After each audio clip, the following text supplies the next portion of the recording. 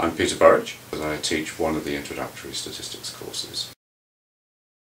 And broadly speaking, the introductory statistics module is aimed at people who haven't studied statistics before, or who may have done a small component at AS level.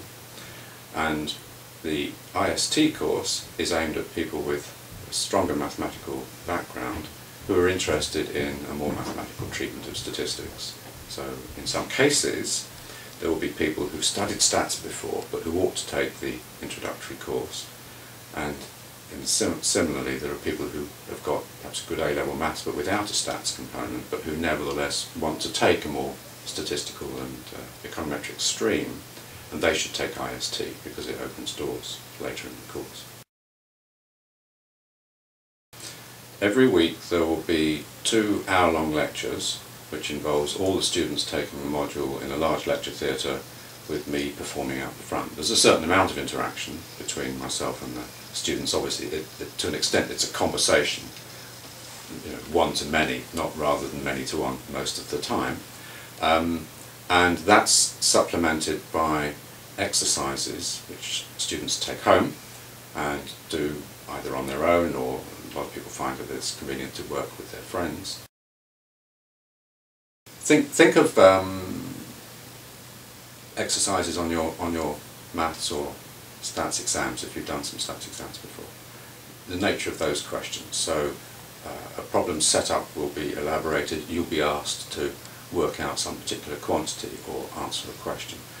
Those are exactly the sorts of exercises that we set, and the difference is that instead of doing them under exam conditions, you would have your textbook, you would have the materials that I put on the VLE, the University's Virtual Learning Environment, and any other resources that you want to use. You would then bring your prepared solutions to the problems class, where someone, usually a graduate student of the university, would take you through the solutions and give you the opportunity to ask questions or get further help on aspects that you didn't understand.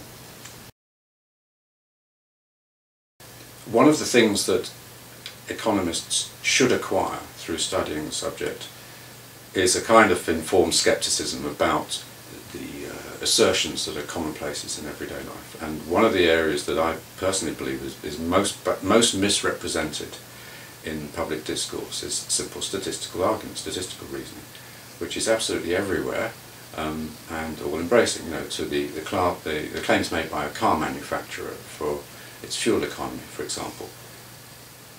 Do they mean that every single car driven by every single driver of a particular marque will achieve this level of fuel economy? We all know that's not true, just from everyday experience. So what is it exactly that they are allowed to claim, and why are they allowed to claim it? And who says, and on what basis, if the claims are exaggerated, for example?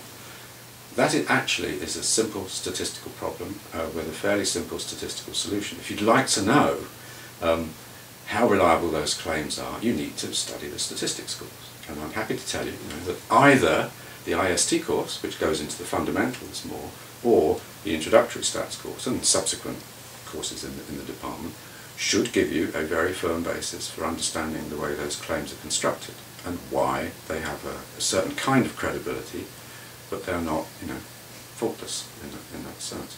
And this I regard as very, very important. I try to ensure that students on my course have a little bit of fun, although statisticians' version of fun isn't necessarily everybody else's. So for me, for example, an amusing thing will be to identify, as I have done, taste differences between male and female students. There is one particular taste difference which I'm not going to reveal to you now, because you have to come to my module if you want to find out what it is, where every single year I ask for preferences. Do people prefer option A or option B? And it turns out that there's a very clear difference, that men prefer option A, women prefer option B, but of course there are some women who prefer the other and some men who prefer this one. The statistical question is, given that I have a sample of men and women in the audience, can I infer from the sample that there really is a taste difference out there in the population? That's a statistical question. We answer it every year, and you'll have to come along and find out.